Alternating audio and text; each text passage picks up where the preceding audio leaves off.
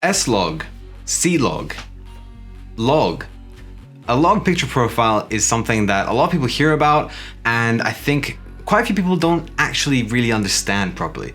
So whilst I'm not going to do a Gerald Undone and get into the nitty-gritty and the science behind it, I'm going to be telling you in this video why you should be using a log picture profile. I just wanted to add a bit of color to what's behind me. I realize it's all creased and crinkly, and this is my first time doing a backdrop like this, so forgive me. So, a log picture profile. Toasty in here. What is it? Essentially, a log picture profile is a flat, low saturation, low contrast picture profile for your camera. So this looks something a little bit like this.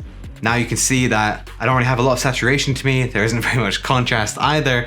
And here's some other example shots as well where this is happening.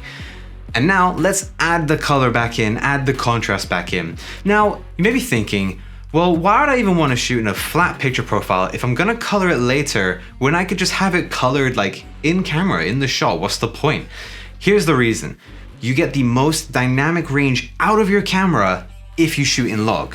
Now, what is dynamic range? Essentially, in a nutshell, dynamic range is how much into the shadows your camera can see to the point of how much into the highlights your camera can see. So how much detail is there between those minimum and maximum points, or I should say maximum and maximum points on both the dark and light ends. So if your camera, say it's like 10 years old, maybe you can only see, let's say 8 stops of dynamic range, right? Something kind of low. You'd kind of have to make the choice every now and then of, do you have the sky exposed properly, but your subject and everything in the foreground is not exposed very well? Or do you do the opposite, where you can see your subject and the details of your subject pretty well, but the sky is just completely blown out and there's no detail left at all? Nowadays, we've got cameras like the Blackmagic Pocket Cinema Camera 4K that I'm shooting on that has 13 stops of dynamic range. Is this kind of better? Is a black background better? I've got a hair light, so I'm popping, so I guess it's okay. Back to log. So the reason you want to use the most dynamic range possible is because basically it gives you a better looking image. You're actually taking advantage of the capabilities that your camera has to the fullest. This will give you a better image. It means you can see more detail in the shadows and in the highlights, and overall you'll just be able to see more. It's a little bit closer to how you and I see. So having a camera that's very close to that, it just kind of resembles a good image because that's what our eyes see. At least that's how I see it. Get it? A seeing button? Hilarious. Another reason you'll want to shoot in a log profile is because it makes color grading a lot easier. So after you've added back the saturation and some contrast back into your image, which is what's called color correcting, a flat image to a colored and contrasted image, you then have a lot of information in the shadows and in the highlights to then color it in different ways to suit whatever video you're making. If you're making a dramatic film, if you're making like a horror thriller or something like that, or you're making a romance film or something like that, you can color your image into different ways. So then you can crush or recover different parts of the image, be it like crushing the shadows or crushing the highlights a bit, things like that. It gives you that flexibility in post to be able to color your image in different ways, which is awesome. It's what we want.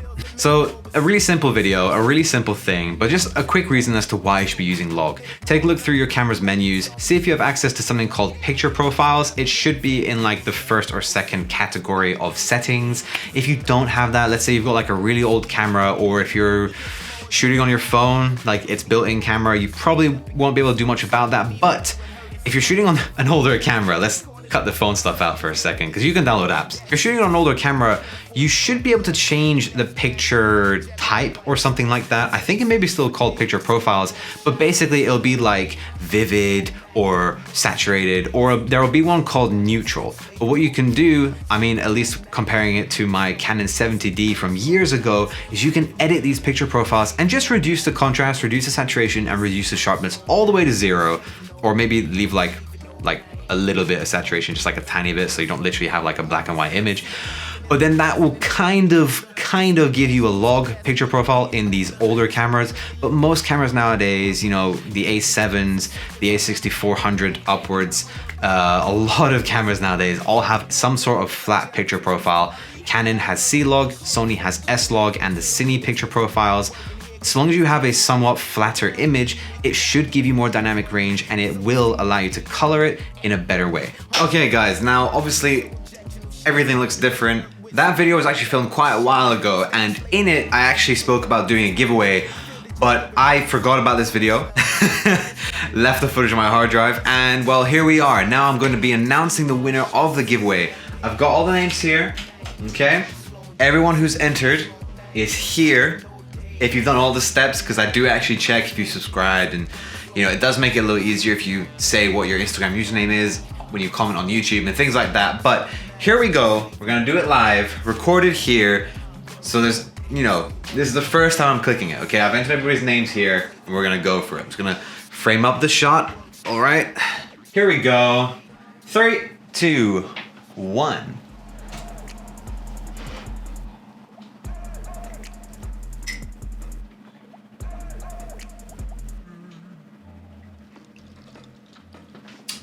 And on the go visuals is the winner. Congratulations. Yeah, I will be reaching out to you, and you know, just get back to me, and I'll send your prize over. Congratulations on the go visuals. If you guys didn't win, don't worry. There will be plenty more giveaways to come in the future. The last one wasn't even that long ago, maybe like a month or 2 ago. So literally, another one could be around the corner. So don't fret.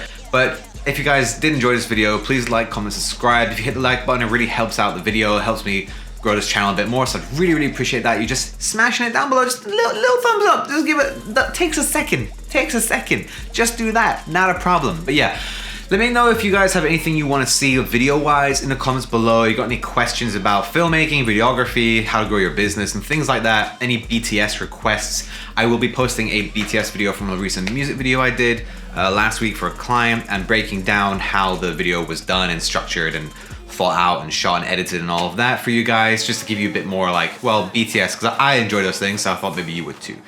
But yeah, ooh, that lighting though. I should have just filmed with the blinds closed. But anyway, hope you guys enjoyed the video. See you in the next one. Peace.